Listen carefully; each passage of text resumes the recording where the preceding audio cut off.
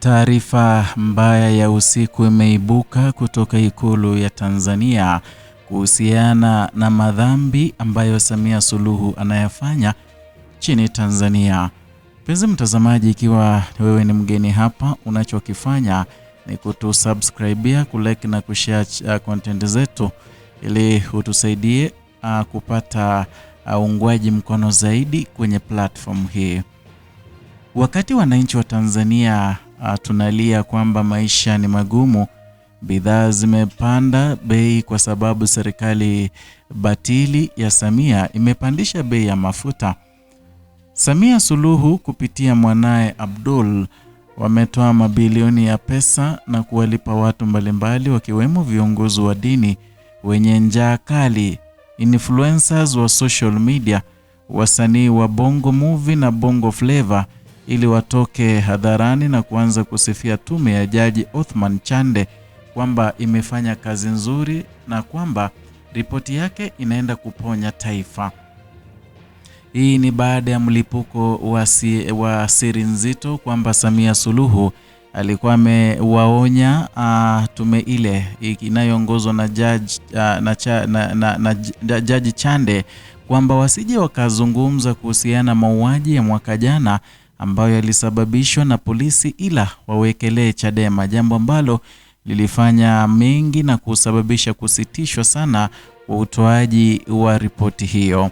Wakenya na wengi wa Tanzania, wa Uganda, wote katika Afrika Mashariki wameonyesha kutoridhika kwamba tume ile ya Othman Chande inaweza kuleta matumaini nchini Tanzania, ila sasa wameamua kwamba lazima watatumia mabilioni ya pesa kuhonga wa Tanzania waanze kupeperusha maneno wakisema kwamba tume ile ni sawa kabisa na vilevile inaweza kuponya taifa.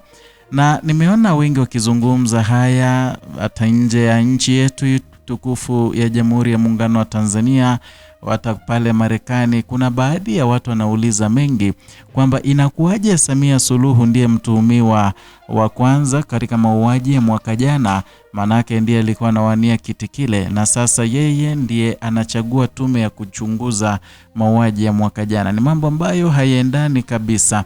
Kwa hiyo leo watu hawa wameanza na baadhi ya watu wakiwemo hawa viongozi wa dini na wawili wanaowaona hapa kwenye hizi video, na kuanza kesho itakuwa kama mashindano, maana wataachia video nyingi zaidi wakizungumza kuhusiana uzuri wa tume hii ya Othman Chande. Siku ya leo tangu asubuhi leo walikuwa location busy na kazi ya kurekodi clip na video mingi kuanzia kesho. Kwa hiyo wataanza kuachia video hizo zao moja kwa moja na watarusha video hizo mpaka siku ya tume watakapo repost yao ama watakapotoa ripoti yao. Ndio maana wanataka sana Abdul na mamake Samia hawa influencers wote waweze kuzungumza ili iwe kwamba tume hiyo inaaminiwa zaidi. Serikali ya Samia imeamua kutumia hayo mabilioni ili kujinadhivisha, ili waweze ili waweze kuwapa watu waisifie tume hiyo, kwa sababu Jaji Chande amekubali kwamba atasoma ile report ambayo TISS wameiedit na kuondoa mambo yote ambayo hawataki umma ujue, kisha wamejaza matakataka yao ambayo wanaamini yatawasaidia kumanipulate international community ili iweze kuona kwamba Tanzania ni nchi ambayo inajielewa, ili pengine mataifa mengine yaweze kutoa ufadhili ambao ulikuwa inafadhili nchi ya Tanzania, kisha baada ya yale mauaji ufadhili ule ukakomeshwa. Na vilevile kumbuka kwamba ripoti hiyo ambayo Jaji Chande anatarajia kuitoa siku chache zijazo inakuja kumsafisha mama Samia pamoja na serikali yake batili. Inakuja kumsafisha CDF Mkunda, licha ya kwamba JWTZ ambayo ni jeshi la wananchi lilishindwa kabisa kulinda raia wake. Mwisho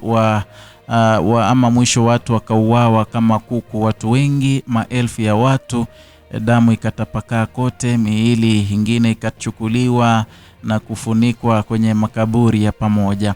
Kwa hiyo ripoti inakuja kumsafisha IGP Wambura na wasaidizi wake, licha ya kwamba Oktoba tarehe 29 Wambura ndio alitoa tangazo la kwamba ifikapo saa 12 jioni watu wote wawe ndani, na maana jeshi la polisi watakuwa na kazi maalum kuanzia muda huo. Na kweli ilipofika saa 12 polisi, TISS, KMKM na mamluki kutoka Uganda waliingia mtaani na kuanza kupiga Watanganyika risasi.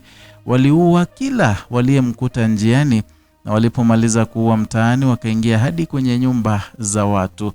Ilikuwa ni jambo ambalo halitasaulika nchini Tanzania, haswa kwa Watanganyika wote, kwamba Watanganyika waliuawa maelfu kwa sababu ya uongozi wake Samia Suluhu. Ni jambo ambalo linasikitisha wengi hadi wa leo. Na vile vile kumbuka kwamba tume ya Jaji Chande inakuja kwenye ripoti yake itaituhumu Chadema na viongozi wake kwamba wao ndio wahusika na wa matukio yote Oktoba tarehe 29 ikiwemo mauaji. Na kumbuka haya ndio Samia alikuwa anataka yawekwe kwenye ripoti ile, ila ikaonekana Jaji Othman Chande akaona kwamba itakuwa muhali kuweka Chadema kuhusika kwenye mauaji na haikuhusika. Na kumbuka kuna video mingi nimefanya hapa nyuma ambazo nimekuelezea kwamba mpango hasidi wake Samia Suluhu ni kufuta Chadema kwenye ulingo wa siasa nchini Tanzania, na ndio mpango wake. Pengine baada ya kufuta Chadema na wafunge kwamba mtu yeyote asije akafungua akasajili chama chochote, basi ndiposa watamfungulia Tundu Lissu. Akija hapa nje akose pa kushikilia, hana chama, Chadema ishafutwa, hawezi anzisha chama chake, basi watakuwa wamemfungia kisiasa. Tume ya Jaji Chande inakuja kutuhumu viongozi wa dini akiwemo Father Kitima, Askofu Bagonza, Askofu Mwamakula, Askofu Gwajima, Maximilian Mwana Mapinduzi na kadhalika, kwamba walihusika kuchochea vurugu za mwaka jana. Kumbuka ni maaskofu ambao wamekuwa mstari wa mbele sana kumwambia Samia Suluhu arekebishe, kumwambia awe kiongozi mwema, awe kiongozi anaye wajali watu. Hawa ndio baadhi ya viongozi wa dini ambao hawaogopi na wanamsomea kimasomaso. Tume ya Jaji Chande kwa hiyo inakuja na mapendekezo kwamba watu wote waliotajwa kuhusika na mambo ya Oktoba tarehe 29 wakamatwe na kuchukuliwa hatua kali za kisheria. Na tume ya Jaji Chande pamoja na mambo mengine, kumbuka inakuja na mapendekezo kwamba msajili wa vyama vya siasa ifutiwe usajili Chadema. Mwisho, tume ya Jaji Chande itapendekeza kwamba Mama Samia Suluhu ambaye wengi wanajua kama Idi Amin Mama aitishe kikao cha maridhiano. Shangaa utaridhianaje ikiwa bado kuna watu wako na makovu? Yani unatumia nguvu kuleta maridhiano. Sijui, najua kuna maoni ya kwako, niandikie kwenye kisanduku cha comment section. Vile vile gonga alama ya subscribe, kulike na kushare video zetu. Gonga alama ya kengele ndipo usipokee notifications kila wakati napokuletea taarifa.